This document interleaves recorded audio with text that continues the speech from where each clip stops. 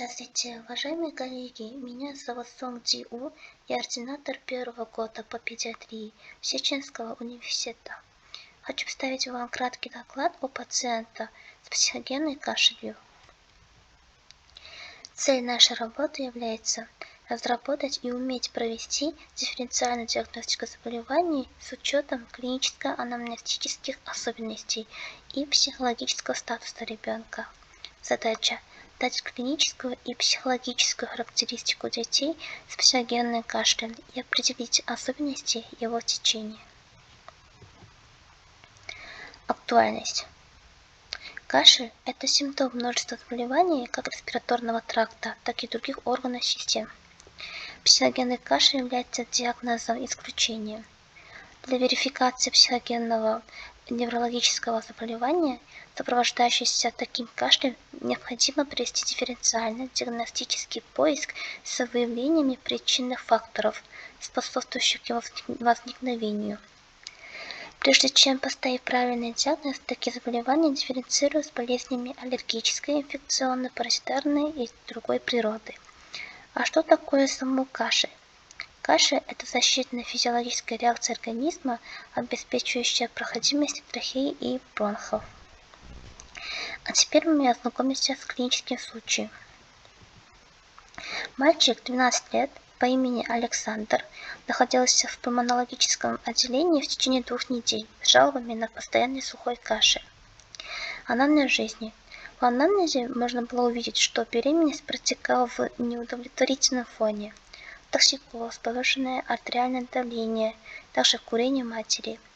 Роды путем экстренного кесарево сечения на 32-й неделе в связи с преэклампсией тяжелой степени на фоне артериальной гипертензии. Находился на 2-м этапе выхаживания с диагнозом респираторный дистресс синдром 1-й степени, дыхательная недостаточность 0 до 1 степень, гипоксическое поражение центральной нервной системы. Анамнез заболевания. До 7 лет мальчик не заболевал, но после начала посещения школы стал часто болеть ОРВИ. Начался кашель, который оккупировался аскарилом и эриспалом. С сентября 2020 года его стал беспокоить сухой кашель, который со временем усиливался больше и больше. Несмотря на проводимое лечение препаратами как аскарил, рингалин, эриспал, бронхополз, монтелукаст, ингаляции и пульмикорта, пиридуала и отравленный кашель не успокаивался. При осмотре состояния мальчика средней тяжести, самочувствие удовлетворительное. Отмечалась частая эмоциональная лабильность. Назначили симбикорт, который временно облегчал мальчика, но со временем кашель возобновился. Для диагностики заболеваний были проведены лабораторные и диагностические исследования, но особые патологические изменения не обнаруживались. Но было известно, что кашель постоянный сухого характера, который не купируется бронхолитическими и противокашлевыми препаратами, и при этом ночью не проявлялся. Так как не обнаруживались ни конкретных клинических симптомов, ни патологических изменений при диагностике у ребенка, решили провести консультацию с неврологом на подозрение неврологических расстройств. На беседе невролога с ребенком можно было узнать о многом новом. При разговорах мальчик постоянно грыз ногти и сидел беспокойно. Со слов мальчика, по ночам спал плохо и просыпался почти каждую ночь. Не любит заниматься физкультурой и спортивными занятиями. Неустойчивое настроение очень легко имеет перепады. Легко и быстро веселится и тут же грустит. Если разозлиться, то нелегко успокоить. В голове всякие бесконечные переживания. Отвечал на вопросы неуверенно и задумывался постоянно. После беседы врач пришел к выводу, что ребенок тревожный, воспринимая случаи, происходящие вокруг него, как стресс и страх.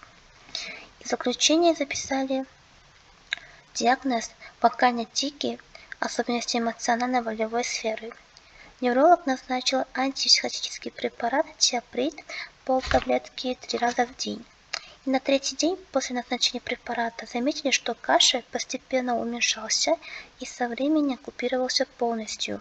И в итоге пришли к выводу, что у ребенка психогенный кашель. И за последние дни пребывания в отделении состояния мальчика с положительной динамикой кашель не беспокоил. Вывод. Психогенные каши возникают у детей и подростков чаще, чем у взрослых, поскольку они более эмоционально лобильны и трудно переносят стрессовые ситуации. Психогенные каши отличаются от других заболеваний тем, что не сопровождаются выделением мокроты и усиливаются в стрессовых ситуациях. Такой кашель проявляется в дневные часы, практически никогда не беспокоит человека ночью. Прежде чем поставить психоневрологический диагноз, сопровождаемый кашлем, необходимо провести диагностический поиск с привлечением специалистов различного профиля. Для борьбы с психогенным кашлем необходимо проводить комплексную терапию, включающую не только лекарственные препараты, но и работу с психологом, а также нормализовать психоэмоциональную обстановку в семье и школе. Спасибо за внимание.